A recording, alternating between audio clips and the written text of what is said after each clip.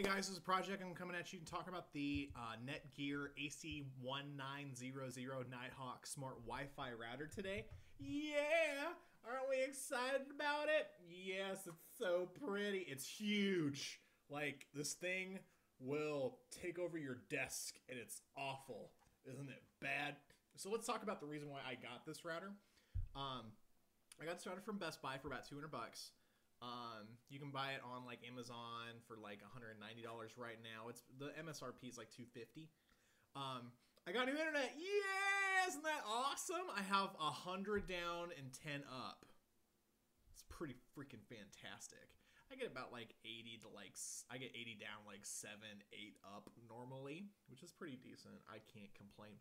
But our old router, the Netgear, which is behind me, or the D-Link, excuse me, died. Right, every time we were using it, it killed it. So we had to buy a new router, and based on a lot of recommendations, this was the one that was given to us. So this is the Netgear.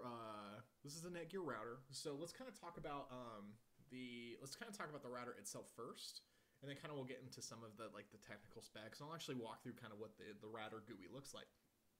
So again, like I want to demonstrate, this router is huge, right? Like I need to, like my old router would sit on top of this and be fine.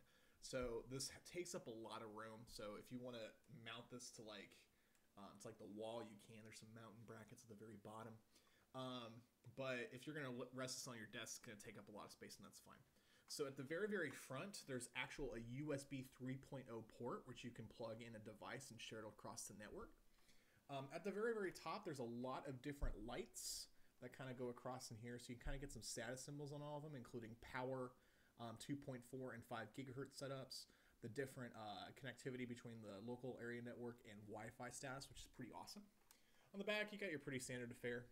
You got a reset button over here. You've got your 4 ports. You got your internet. There's a USB 2.0 port on the back, which is a little bit compatible. There's a power off button. And there is also an AC adapter link. One of the cool things about the AC adapter, I don't have it pulled out so I can't show you, but it's a slimline adapter. It doesn't take up a bunch of space, which is pretty freaking awesome. But again, the reason why we got this guy was because every single time we use the router, my internet would die. Not this guy, but my old one. So we had to get a badass new one. The reason why we got this badass new one was because of, it was recommended based on a friend of mine, but you know, this router actually has dual band Wi-Fi to it, so it supports both the 2.4 and 5 gigahertz at the same time, which is pretty freaking awesome. So if you've got some older or legacy devices and you got some new toys, you can actually set up the router to actually pick up on both of them, which is awesome. So like for example, some of my older Wi-Fi cards or some of my older consoles connect to the ABG networks. Which is the 2.4 gigahertz spectrum. But, my new tablets, my new phones, and my new consoles can connect to the 5G networks, so they get faster speeds. Also, one of the cool things about the antennas right here is that they're awesome, right? They're sturdy, they're firm, they're assertive, and they're beamforming. So the actual network connectivity is the best I've ever had. So, like, my wife's office is over here, and she used to get like 10 down at best, but now she can get to like 70 with her, her old connection, which is pretty stinking awesome. One of the other cool things about this, you can look at the tech specs on pretty much any website, but there's a gigahertz dual core processor built into this. Pretty much it's like a small computer powering your network. Hello. There's a lot of lag-free gaming kind of services. There's prioritized bandwidth, so you can do quality of service for like things like YouTube or Hulu. There's also an application called Netgear Genie. For the purposes of this review, I haven't used it, but it allows you to be able to have access to the ports, I believe, in like a network access kind of storage way. It also allows you to kind of share stuff across the across your network. So like I talked about, there's a dual core processor that's built into this, and it boosts the performance. This is actually the fastest router I've ever had. There's a lot of good range. Haven't had any issue with range or dropout throughout the entire house. I used to have problems going outside if I needed to hook up my phone and check something on my car. So perfectly just fine. And the dual band is simultaneous, so you get both the 2.4 and 5 gigahertz at the same time. there's, these antennas are pretty awesome. It's gigabit, so you've got a lot of good HD gaming and video kind of ways behind it. I stream with this at very, very high quality, and it's pretty freaking awesome. It supports a lot of different other things too. It's got DLNA. It does it supports for Time Machine and other kind of things like that. The install for this was pretty freaking easy. I'll show you the GUI in a little bit, but my internet's DHCP, so literally I plugged this in and I was online. So no issue with being able to get that set up. There's a WPS button if you're into that. It also has a lot of good support like for security or for like almost business level classes too, which is pretty awesome. It's got VPN support. There's parental controls, so like if you wanted to make sure that your kids, like, I don't know why I'm losing my voice, I'm Batman. Excuse me. But if you want to make sure that your kids had certain access to this, or even has like guest Wi-Fi built into it. So this would be like a router that like you could set up for like, I don't know, like a small business or like a hotel or something. And, this thing would kick a lot of ass at it. It also has an FTP server and a lot of other cool stuff with it. So, this is definitely an awesome router. It actually has like 128 megabytes of flash memory and 256 megs of RAM. So literally a small computer is powering my network. So I've talked about how awesome it is and kind of have a high level overview. Let's try that again, a high level overview. So what we're going to do now is we're actually going to get into the GUI of the router. I'm actually going to talk you through it.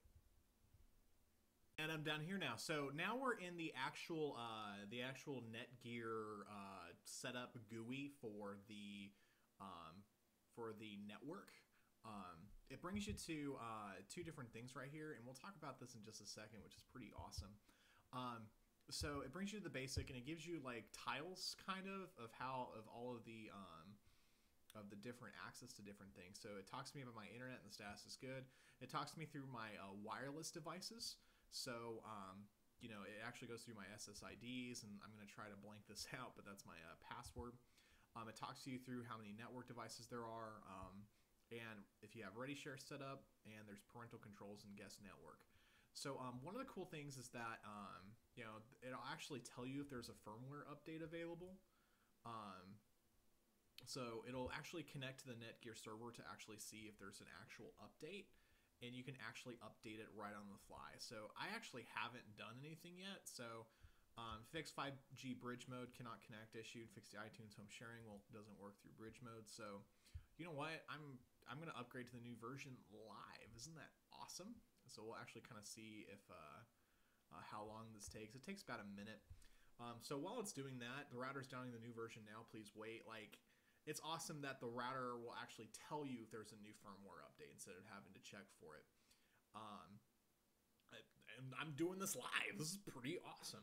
So, on the left-hand side, hopefully I'm not going to click on anything and cancel anything, but you can have access to different things like the internet, the wireless, attached devices, parental controls, ReadyShare, and guest network, which is kind of the same tiles that we saw on the front. So we'll kind of walk through those once the reboot is done.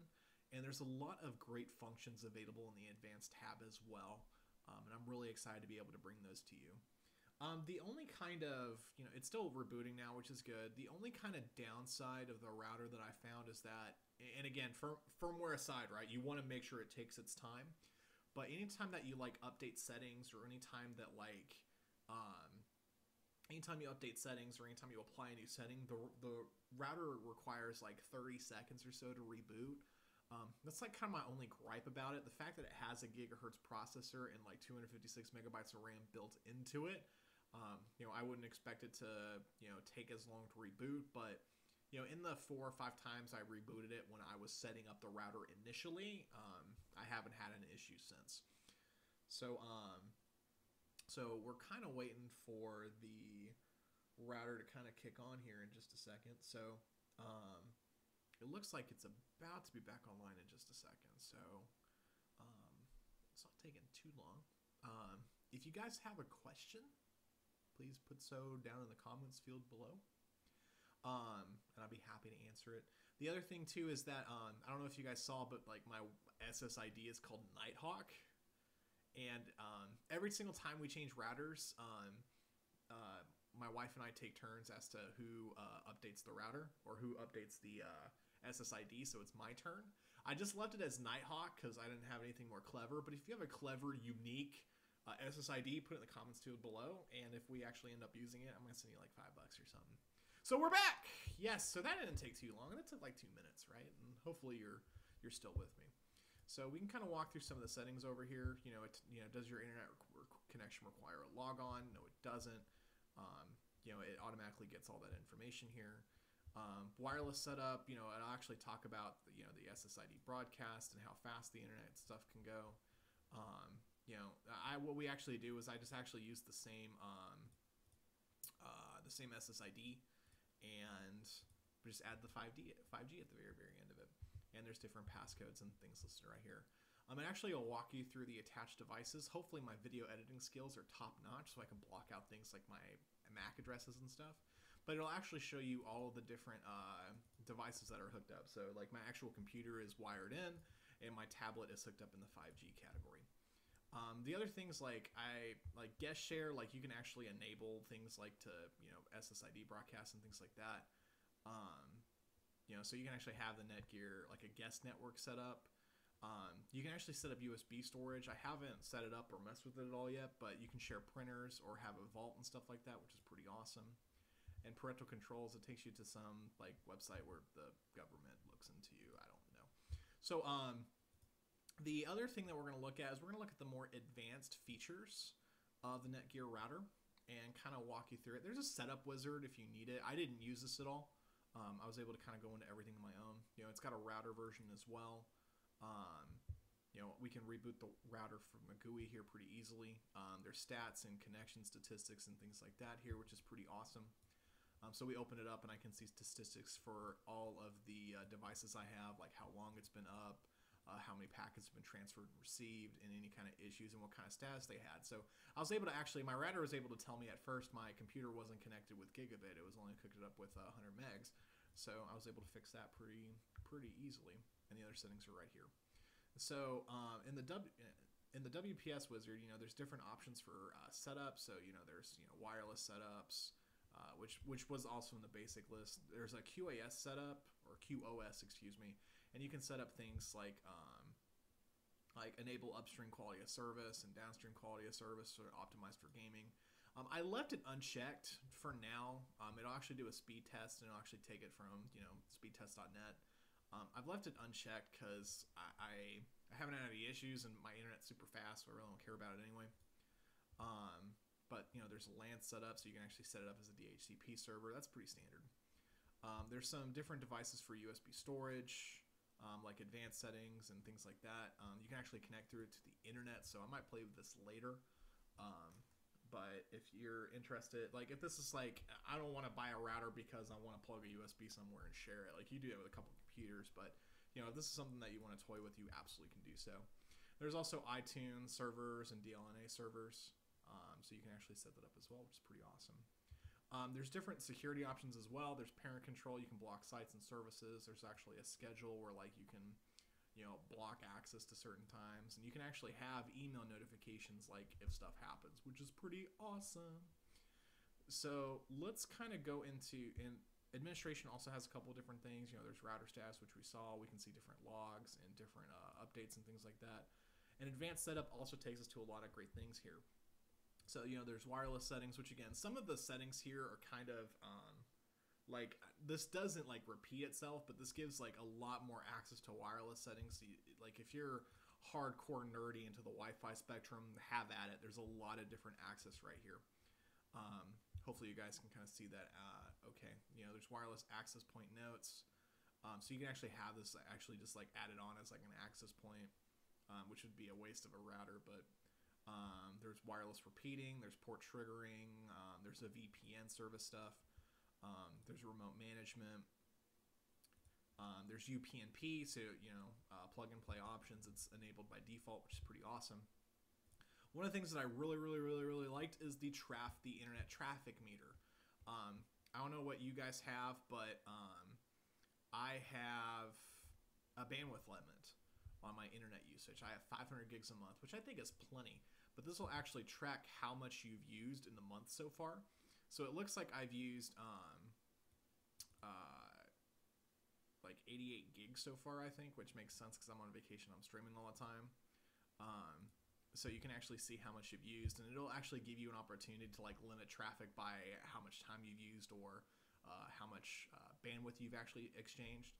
And you can actually have the internet or have the router actually pop up a warning message and turn the internet LED or disconnect and disable the internet if you get to a certain point. So for those that are managing bandwidth, this is a pretty fantastic tool if your internet service provider doesn't provide something that's easy for you to use up front. Awesome. So, you can actually enable or disable devices that are approved to the USB port, and there's some LED control settings if you guys want to turn that on and off. So there's a lot of different kind of functions with it, and one of the cool things that I was able to kind of hopefully demonstrate up front is that the firmware version actually, is displayed in the top right, and if, literally I updated the firmware like live on the stream and there wasn't any kind of problem with it. So, I'm kind of seeing the attached devices start turning on. I'm like, why is there 3 devices on my network now? But you can kind of see my NAS is actually stored here. So, so good stuff.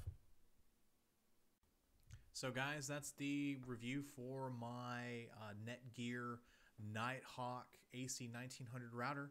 I hope that this review was informative and was able to equip you with knowledge that you need if you decide to purchase this router or not. If the content was helpful, please give a like. And if you want to see more of this and gaming from me, please click the subscribe button. Thanks, guys.